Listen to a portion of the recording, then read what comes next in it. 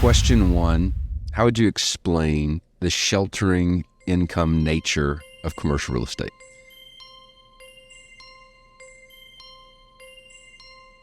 So I've got income, right? That's coming in, money that I'm making. Let me shelve that question and ask another one first. That'll set it up. Okay, great. All right. Great. What is depreciation? Depreciation is the amount, the life of, let's say, this building here, right? Mm-hmm. This building will depreciate over time. It has a certain amount of life cycle, right? Same with the carpet. We're going to have to redo the carpet in like 5-10 years. So it depreciates over time.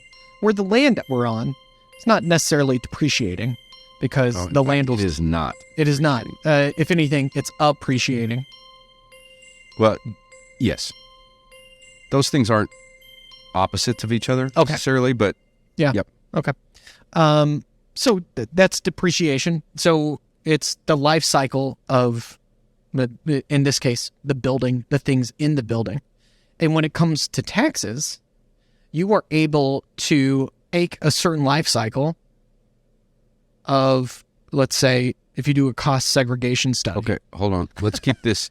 You're answering did I this answer? Okay. You're answering this at level 10 and I asked you a level 2 question. So, like, just keep it real simple. What is depreciation? The life cycle, it's the life cycle of the building. Okay.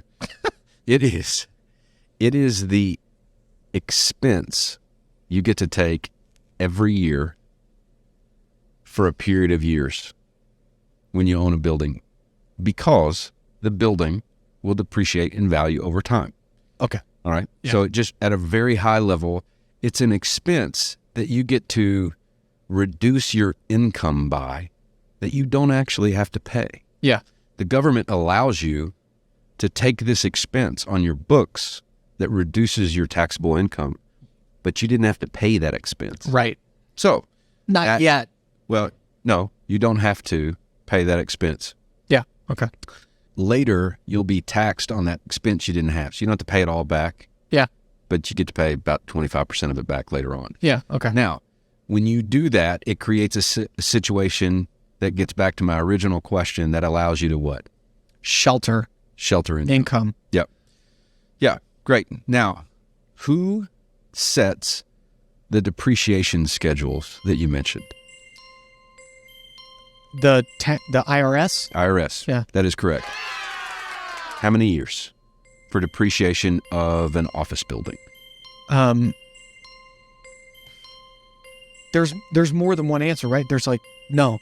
For an office building, it's 37? 39. 39. 39 years. Okay. What about a retail strip center? 20. 15. 39. 39. Okay. Just oh, yeah. A commercial building is depreciated over 39 years. Yeah. Okay. I was thinking of residential, which would be 20, 15 or 20, right? Apartments, 27 and a half. Oh, okay. Yeah. All right. So of all the commercial properties, I don't care about houses. We don't do houses. I don't know much about houses other than I live in one. If it's a commercial building, it's 39 years, straight line depreciation. If it's a multifamily property, it's 27 and a half. Okay. All right. That's what you depreciate. Now, what is a cost segregation study?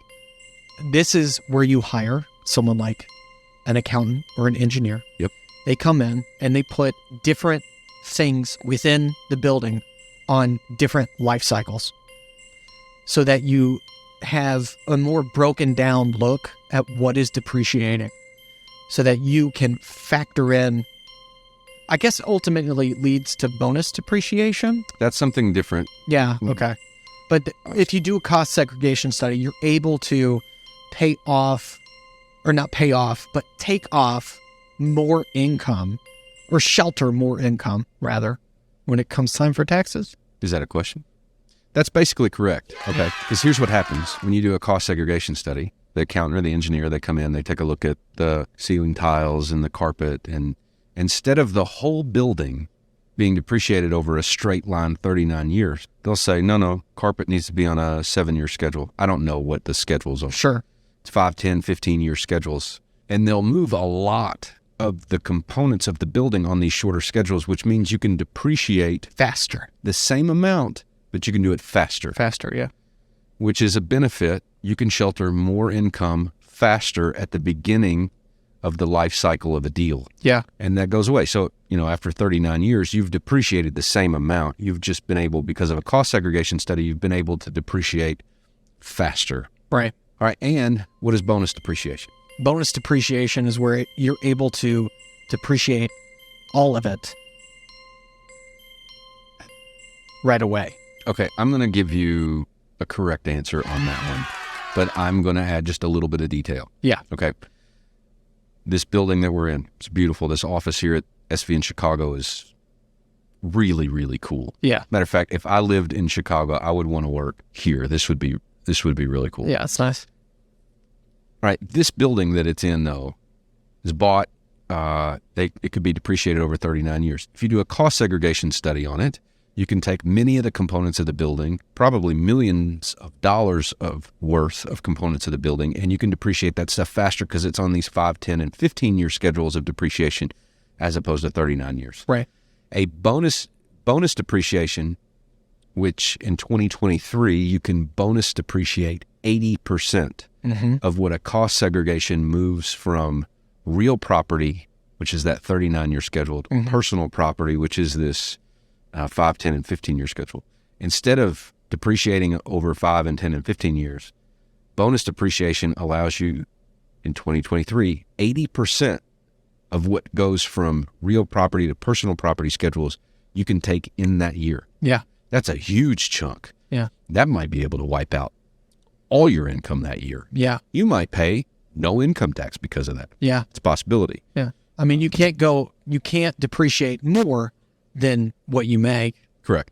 but you can roll it over You to roll the it next year. Yeah. Yeah, great. Okay, good. You nailed this one. Awesome. Sweet. Good.